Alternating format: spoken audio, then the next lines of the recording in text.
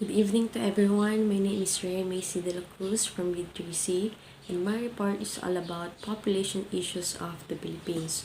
So first, let me discuss what is population. So population is a group of similar species living in a certain place at the same time. So population, it is the interaction between the organism and causes population to change. So it means, like for example, tayo as a Filipino citizens, naninirahan tayo sa iisang bansa na may parehong oras. So yung tinatawag na population, tayong mga mamamayan ng Pilipinas. So population from the Greek word populus, which means people. So according to my research, the current population here in our country is 110,627,398 as of Monday, March 22, 2021, based on Worldometer. So, yung Worldometer po, ito po yung live na nakikita kung paano po nag-increase ang population dito sa ating bansa. So, the Philippine population is equivalent to 1.41% of the total world population. So, because of that, ang Pilipinas po ay nag-rank as the number 13 in the list of countries and dependencies by population. So, dahil po sa pagtaas ng population dito sa ating bansa, naging nasa rank 13 po tayo na may pinakamaraming population sa buong mundo. So, the median age here in our country is 25.7 years. So, when we say median age, ito po yung nagdi-divide sa population sa dalawang numerically equally size. So, it means ito po yung younger half than this age and half are older. In short po, ito po yung nagsasummarize ng age distribution in a certain place. So now let's move on to our main topic, which is issues on population growth in the Philippines. So first is environmental problem. Environmental problem, increase in population means increase in waste materials thrown in the environment, and there is a greater degradation and deterioration of nature. When we say degradation and deterioration, ito yung act or process damaging or ruining something. So, like for example, is yung deforestation. Dahil sa pagtaas ng population growth dito sa ating bansa, yung ibang tao is nagpuputol ng puno sa ilang part, sa mga kabundukan dito sa ating bansa, which is nagkakause din siya ng landslide dito sa ibang bahagi ng ating bansa. Another example is yung soil erosion. May example ko dito yung sa Manila Bay. Yung nilagyan nila ng white sand, yung Manila Bay, kahit alam po nila na magiging lumot ito. Dahil sa kagustuhan nila na maging maganda ang Manila Bay, nag-cause or naapektuhan po yung landforms sa pinagkuhanan ng white sand. And another example is air and water pollution. So, alam naman po natin, ang air pollution, ito yung mga usok na nanggagaling sa tambucho ng mga sasakyan or sa mga factory, yung mga maiitim na usok na maaaring maka-affect din po sa ating kalusugan. And sa water pollution naman, yung mga pagtatapon ng basura sa mga ilog. And other example is improper waste disposal of solid and toxic waste.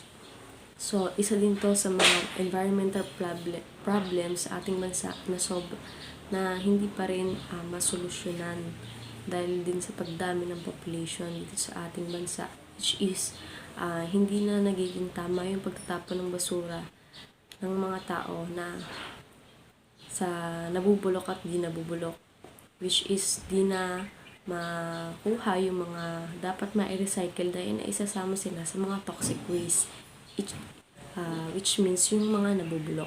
So, these examples are the common environmental problems here in our country. So, the second one is social problem. Social problem, overpopulation may result to prostitution, drug addiction, crime, street children, and suicide, and too much competition. Ang better na may example ko po dito is yung sa street children. Nag-search po ako about dito and na-search ko po na mas maraming street children sa Maynila, which is sila po yung mga children younger than 15 years old, live on or below poverty line. Sila po yung mga nasa poverty line. So these children live on the street by having run away or being abandoned by their parents. So dito na nga po nagkakaroon ng social problem, which is yung parents po is hindi nagkakaroon ng family planning. And nagre-result po yun ng pagdami po ng mga anak nila, at dahil doon hindi na po nila natututukan and nababantayan na maayos yung mga anak nila, and pwede po yun mag-result sa mga anak nila na maging drug addict o maisip nila na gumawa ng krimen paglaki nila. And di ba po yung mga bata na to sa lansangan is sila po yung nagmamakaawa na mamalimos or manghingi ng pagkain. And minsan yung iba nga po is nagnanakaw pa para makakain sila and papambili ng gatas ng mga anak nila. And dahil nga doon, yun yung tinatawag natin na social problem dito sa ating bansa. So the third one is economic problem. Economic problem, population growth hinders the country's effort to justify the needs of the citizen. So according to my research, that low economic mobility, poverty, and income inequality, poor healthcare and nutrition are the sum of the key economic problem here in our country. So dahil nga sa kahirapan, hindi na naibibigay ng buo ng pamahalaan pangangailangan ng mga Pilipino, which is yung mga healthcare and nutrition para sa mga mamamayan ng Pilipinas. And sa income inequality nga, dito na nagkakaroon ng corruption, which is ninanakaw nila yung pera ng taong bayan na dapat na ibibili ng mga healthcare and nutrition para sa mamamayan ng Pilipinas. The fourth one is educational problem. Educational problem, government cannot provide enough education, classrooms, school facilities, educational materials, and even qualified teachers. So dahil din sa pagdami ng population dito sa ating bansa, nagkakos siya ng educational problem, which is hindi na maibigay ng government yung enough na education para sa mga mamamayan ng Pilipinas, which is nakukulangan na sa pondo ng pagpapagawa ng mga school facilities and pagbibigay ng mga educational materials para sa mamamayan ng Pilipinas. And example ko dito is sa far-flung areas sa ating bansa, which is yung mga bata is naglalakad sila sa ilog, tumatawid sila ng ilog para lang makapasok sa paaralan dahil ang school nila is nasa taas ng bundok and wala silang sapat na educational materials na ginagamit sa paaralan.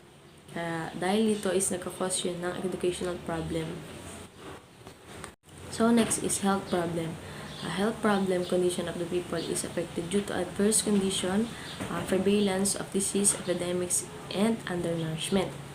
So many Filipinos are continue to die and suffering from illnesses and that have well proven. So like for example is yung na-experience natin ngayon na COVID-19 virus, mula pa nung nakaraang taon, magpahanggang ngayon is nag-i-increase pa rin yung cases ng COVID-19 virus dito sa ating bansa.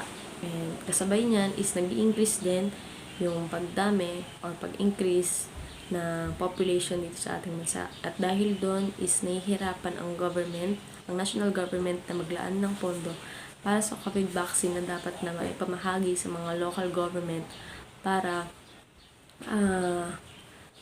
mawala yung takot ng ilan sa atin sa COVID-19, sa banta ng COVID-19 virus. So dahil nga dito, kakaroon ng health problem dahil sa kakulangan ng pondo para sa COVID vaccine. So the next one is spiritual and moral problem. People become materialistic and liberalistic. So dahil sa pagtuloy na pagdami ng population dito sa ating bansa, syempre patuloy pa din na dumadami ang mga nagiging drug addict kahit alam naman nila na may pandemic tayong nararanasan ngayon. So dahil sa mga drug abuse na to, hindi lang nila sinisira yung physical life nila, but also their moral and spiritual, which means nawawala sila sa sarili nila and nawawala sila sa nalandas ng Panginoon. Last one is problem of food supply. Inadequate food and resources for all people. dahil nga din sa patuloy na pagdami ng populasyon dito sa ating bansa. Ang biggest challenge successing the food here in our country is lack of income due to the unemployment of the Filipino citizen. Which means marami pa rin sa mga mamamayan ng Pilipino ang hindi makahanap ng sapat na trabaho dito sa ating bansa. And kagaya nga ngayon dahil pandemic, ang ilang company is nililimit lang nila ang mga empleyado nila dahil nga pandemic ngayon. And isama na din natin yung dahil sa pagkakaroon ng problem of food supply, yung pagtaas ng karne ng baboy, pagtaas ng gulay nitong mga nakaraang buwan. At dahil nga din sa mga ito, doon nagkakaroon ng problem of food supply sa ating bansa. That's all for this evening. Thank you for watching and I hope you understand my report very well.